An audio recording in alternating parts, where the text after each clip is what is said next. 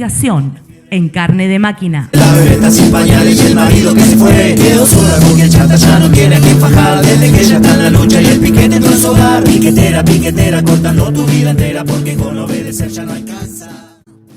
En la charla con Seba, mientras estábamos presentando el programa, estuvimos dialogando acerca de las medidas económicas del gobierno y la relación de estas medidas con esta oleada de despidos que están lanzando las patronales privadas y también el Estado.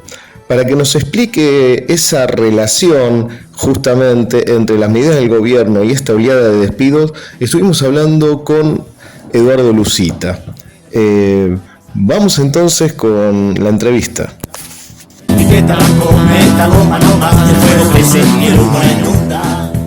Estamos en comunicación con Eduardo Lucita, economista. Muchas gracias, Eduardo, por la entrevista. No, gracias a ustedes por el llamado, por favor. Comentanos un poco, justamente anoche habló Milei planteando una serie de medidas más y de acuerdos, ¿no?, que está planteando, y en este marco se dieron una serie de despidos y de parate productivo como en Asindar, ¿no? Comentanos un poco tu mirada. Bueno, ustedes vieron que la semana pasada o la anterior, tanto el presidente Milei como el ministro Caputo festejaron ampliamente haber conseguido un superávit fiscal. No solo un superávit fiscal primario, sino también el total, es decir, después de haber pagado los intereses de la deuda. Y hay que decir que en este periodo los intereses de la deuda aumentaron casi un 20%. O sea, el logro que ellos festejan es muy importante y que incluso, según parece, podría volver a repetirse en el mes de febrero. Ahora, ese logro ha sido hasta ahora más por el efecto licuadora que por el efecto motosierra, en el sentido que como está congelado el presupuesto a 2023, fíjense ustedes que el presupuesto de 2023 fue votado en octubre del 2022. Hagan la cuenta de la inflación de ese momento hasta ahora y se verán cómo se licuaron todos los gastos del Estado. Los gastos estatales, los gastos de los pagos a proveedores, el importe que va a las universidades nacionales.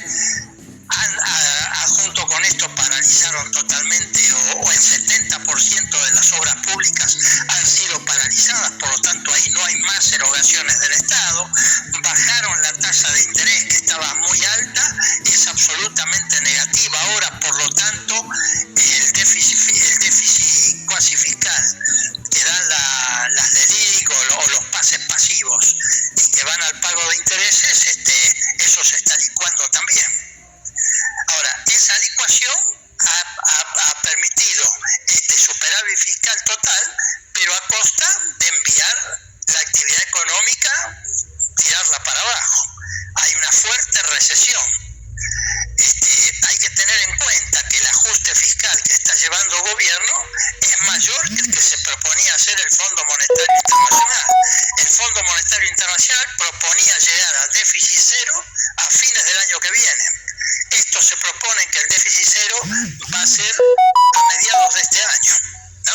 Es un cambio de una profundidad muy importante que está pegando en el consumo, porque al caer los salarios, al caer el dinero que va a las obras públicas, que se repite en multiplicidad de otras actividades, etcétera, etcétera, esto está cayendo. Primero cayó el comercio, primero fueron cayendo los restaurantes, el comercio de cercanías, pero ahora esto está llegando a la gran industria, a los sectores industriales. Primero las pymes, después primero empezaron por los textiles, pero ahora se está corriendo a la gran industria. Lo que vos mencionabas de Techin es un caso emblemático, ¿no? Techin ha paralizado las actividades por un mes de todas sus plantas. Seguramente Techin va a pagar los sueldos como acostumbra, al 70, al 75%. Como son sueldos elevados, ahí se nota menos, pero desde el punto de vista del consumo se va a notar, ¿no?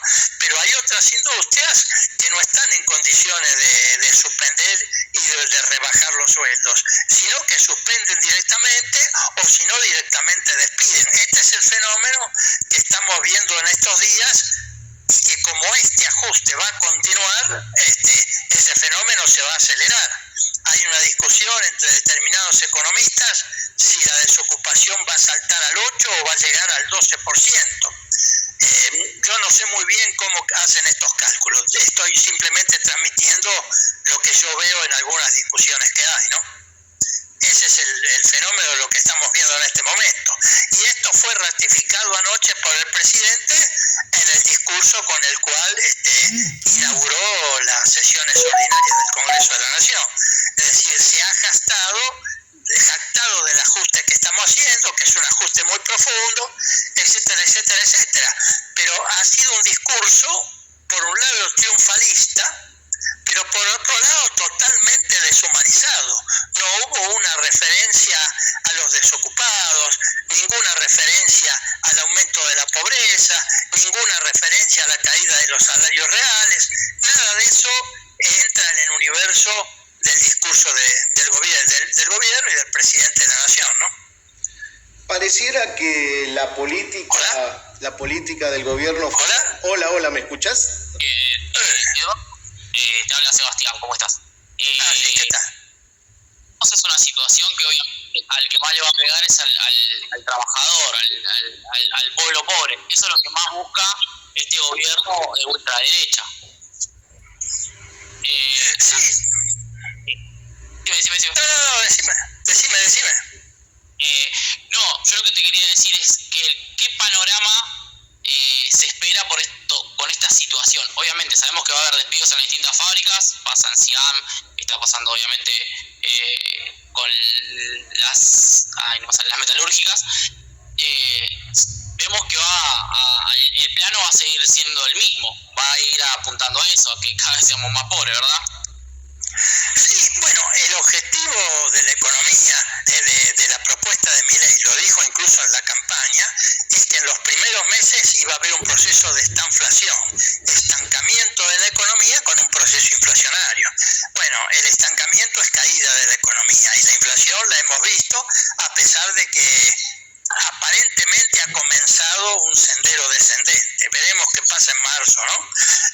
Pero bueno, del 25 pasó al 20, del 20 parece que febrero va a ser el 15, en marzo se habla de un 17, pero bueno, está en eso, digamos, ellos pueden mostrar un sendero descendente. De todas maneras, no es un sendero descendente de la magnitud que necesitan, ¿no es cierto? Por lo tanto, el ajuste va a continuar. Ahora, muchos liberales le cuestionan que el ajuste es producto de la licuadora, pero la licuadora no se puede mantener en forma permanente. Entonces, lo que están exigiendo es que actúe la motosierra.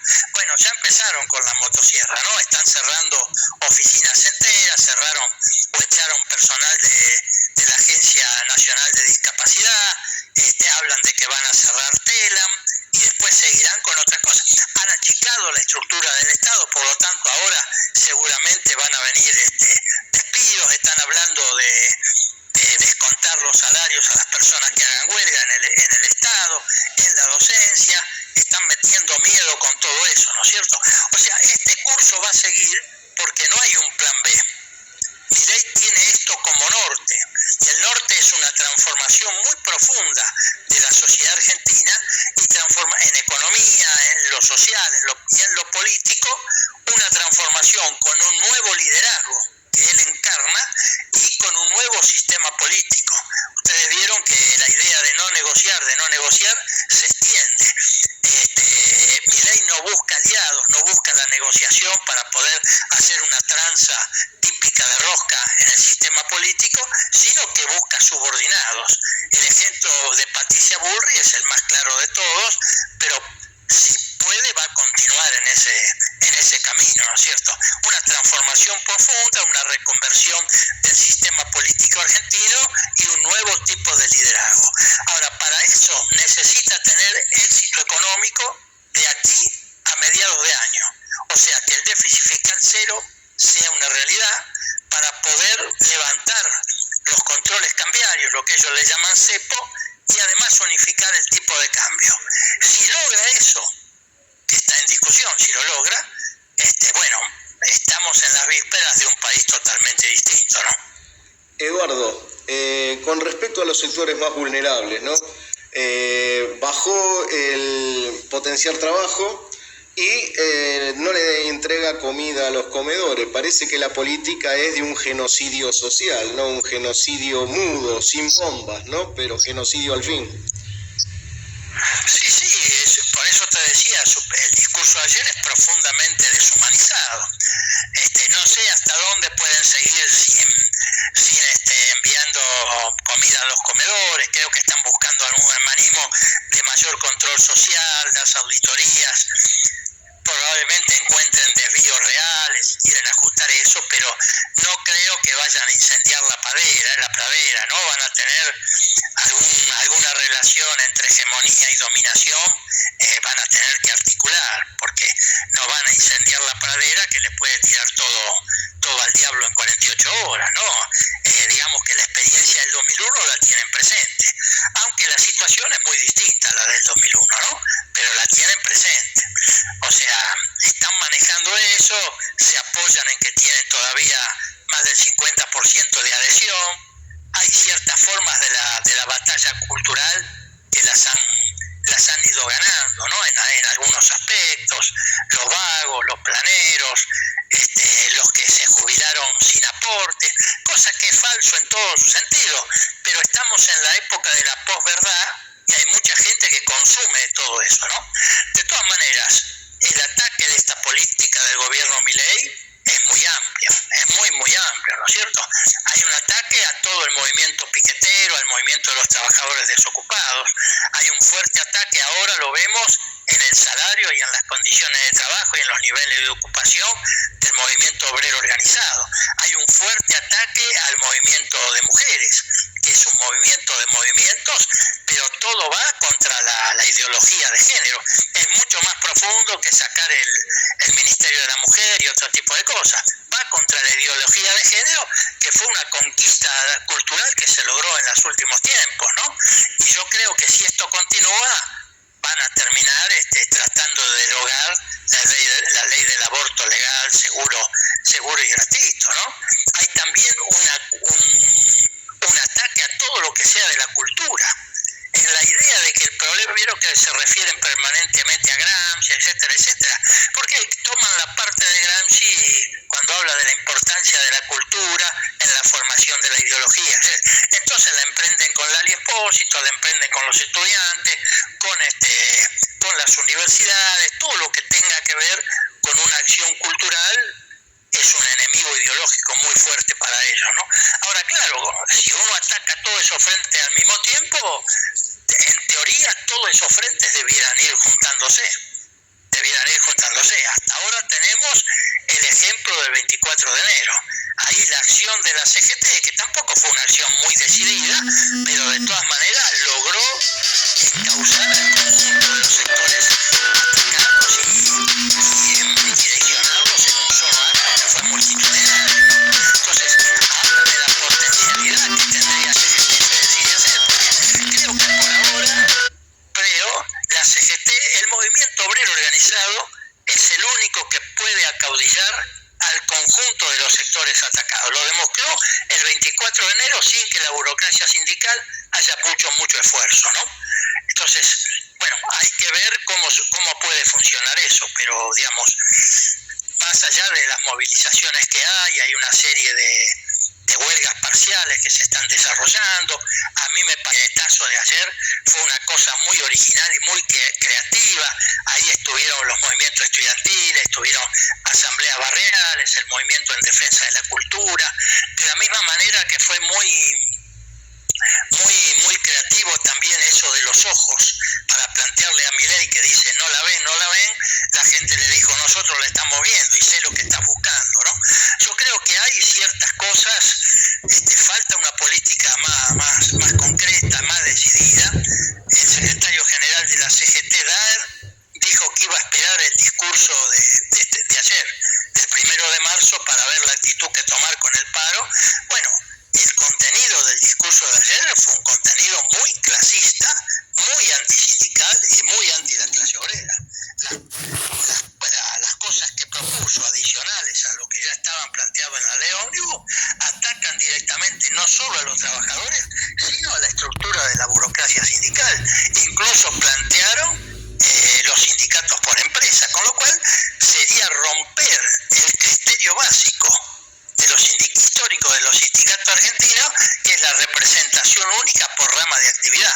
Sería es lo que es el sistema en Estados Unidos, lo que es en Chile, que con 8 firmas vos tenés un sindicato, lo que es en Venezuela con 20 o 22 firmas vos tenés un sindicato. Entonces en una fábrica grande puede haber 10 sindicatos distintos, con lo cual unificar la protesta es cada vez más difícil, ¿no? Entonces, si la CGT, me imagino yo, va a tener que reaccionar a todo esto, y nosotros tenemos que hacer lo que sea posible, agudizar la imaginación para que la CGT haga lo que tiene que hacer.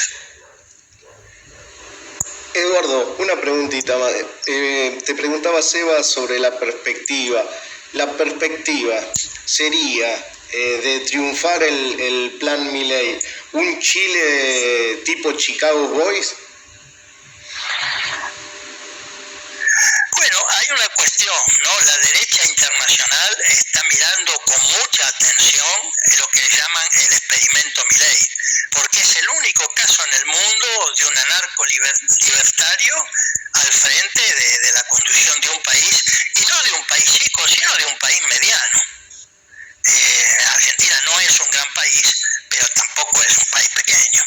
Ahora, hay una cosa que es cierto, los Chicago Boys sentaron un precedente para que después lo tomaran Reagan y Thatcher. Acá lo que se está discutiendo en el mundo, las derechas, si el precedente argentino no puede llegar a generalizarse. Mira, este año hay 70 elecciones en el mundo. En esas 70 elecciones, en todas las elecciones, la derecha extrema tiene posibilidades. En algunos casos, como en Estados Unidos, de ganar las elecciones. Y en otros casos, de hacer una buena elección, ¿no? O sea, la derecha extrema está creciendo en el mundo. Es un fenómeno de esta época. Milei forma parte de eso, pero está en el centro de ese proceso hoy, porque es el ejemplo que hay que ver qué resultados da para ver si es el ejemplo a seguir. Ahora, yo creo que para esto Milei tiene 6 meses. Un dirigente sindical dijo el otro día, esto tiene 8 meses o 8 años. Digamos, si pasa los 6 o los 8 meses, puede ser un fenómeno como el menemismo, que tuvo 1 año y medio de grandes problemas, de idas y vueltas, de cambiar, de modificarse, hasta que implantó la convertibilidad, y duró 8 años y medio. Hay que ver acá. Ahora, todo esto depende de la resistencia y de la reacción social que se logre hacer, ¿no? O sea, esto no es en abstracto, no es un ejercicio académico, esto es un ejercicio a escala natural. O sea, todos los jugadores juegan no juega solo Milei en este juego, ¿no? También están los contrincantes. Es verdad, sin embargo, ante el terrible ataque que se está sufriendo, pareciera que la resistencia aún no ha madurado a un nivel necesario, ¿no?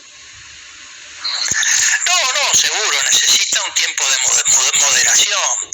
No hay que olvidarse que es cierto que el 56% lo votó a Milei, y que en las 2 elecciones anteriores, las PASO y las generales, sacó un 30% de los votos. Ese es su núcleo duro. No hay que olvidarse de eso. También no hay que olvidarse que había una idea generalizada de cambio, porque el modelo anterior estaba totalmente agotado, el propio kirchnerismo estaba agotado.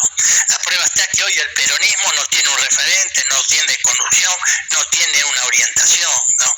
Entonces eso estaba sellado. La gente ve eso, la gente dice, para atrás no queremos volver. Ahora, ¿a dónde nos lleva? Se está preguntando ahora, ¿no? Y esto se va a preguntar. Yo pienso que obviamente nosotros tenemos ansiedad para todo esto, y es lógico, porque en tanto y en cuanto el DNU siga vigente, está produciendo estragos en todos lados. Y esos estragos, aunque mañana volteen al DNU, no se vuelve para atrás. Entonces acá hay una urgencia. Yo creo que es criminal lo que hicieron algunos dirigentes del peronismo, decir a esto hay que darle tiempo, ya vendrá el momento. Yo creo que eso ha sido producto de la incomprensión total del fenómeno, pero producto en algunos casos de que ellos saben el estado en que está el peronismo internamente. El peronismo externo hoy está casi banalizado, bancarizado, digamos, está dividido en múltiples pedazos, ¿no? En múltiples pedazos. Entonces, la recomposición del peronismo, que podría ser una oposición, va a tardar en hacerlo. Mientras tanto, es muy probable que cuando esa recomposición se realice, el proyecto Milei, si sigue así, no pueda retrocederse, ¿no? Entonces, la importancia sería, en ese sentido, hay que rescatar, yo creo que la acción de la izquierda orgánica, que en general se ha opuesto a esto desde el primer momento y planteando a esto no hay que mejorarlo, a esto hay que derrotarlo, no hay alternativa. Bueno, veremos si la fuerza dan para derrotarlo, ¿no? Pero la idea es esa. Yo personalmente creo que hay 6 meses. Bueno, veremos qué se puede hacer en estos 6 meses. Sí, es verdad lo que decís. Digamos, hoy está saliendo a la calle un sector importante, aunque es una avanzada del pueblo trabajador. No es absolutamente masivo, ¿no? Sino podríamos decir que es un fenómeno de avanzada, las asambleas, los sectores, los movimientos sociales. Hace falta más unidad. Creo yo que tal vez sea el arte que tengamos que tener para poder desarrollar una verdadera resistencia a la altura de las necesidades, ¿no? Sí, lo que pasa es que necesitamos una unidad y una idea más amplia, ¿no? Porque es seguro que si sectores ligados al peronismo no se incorporan a la resistencia, el resto de la fuerza es bastante pobre. Acá es un problema de cómo magnificar la resistencia. Pues fíjate que se habla mucho de las asambleas y a mí me parece un hecho muy interesante porque implican organismos de deliberación, de debate, etcétera. Pero hoy la situación no es la misma que en el 2001 cuando las asambleas eran masivas. Hay que tener en cuenta, por ejemplo, en esta ciudad, no sé, en el conurbano de la provincia de Buenos Aires, que conozco poco, pero en esta ciudad, ¿cuánto hace que el macrismo gana en todas las comunas? Entonces esa gente no va a participar en las asambleas. Salvo que la crisis los afecte directamente a ellos y mucho.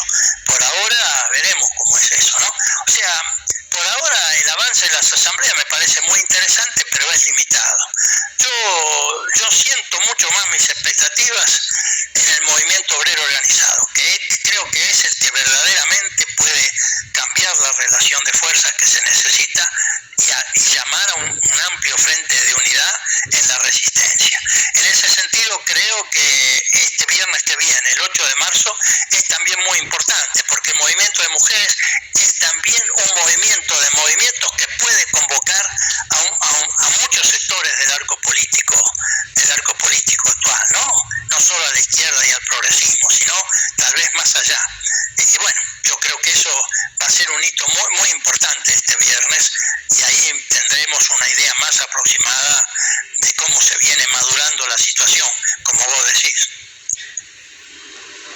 Bueno, Eduardo, ¿te queda algo como para ir cerrando la entrevista? ¿Querés decir algunas palabras finales?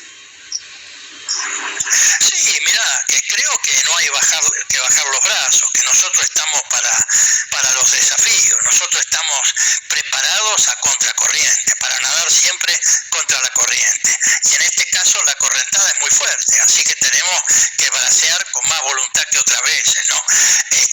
Digo esto porque no hay que dejarse llevar por el pesimismo que veo en algunos lugares, no hay que dejarse llevar porque la relación de fuerzas sociales no da, etcétera, etcétera. Creo que hay que apostar a los sectores donde realmente se puede transformar la actual relación de fuerzas en favor del pueblo trabajador y del conjunto de los explotados y oprimidos y marginados, porque también son marginados de la sociedad, ¿no? Hay que pasar a esto para salir de esta barbarie que se está gestando y fundar los primeros escalones de un futuro más esperanzado, que no será la vuelta al pasado, sino será derrotar esto, pero también prefigurar ciertas cuestiones decisiones que hagan un cambio social duradero y más profundo. En fin, eso es lo que te podría decir en este momento. Bueno, muchas gracias, Eduardo, y bueno, nos encontraremos remando a contracorriente. Pues con mucho gusto, hasta pronto y cuando ustedes quieran, el teléfono está abierto siempre. Un abrazo, un abrazo.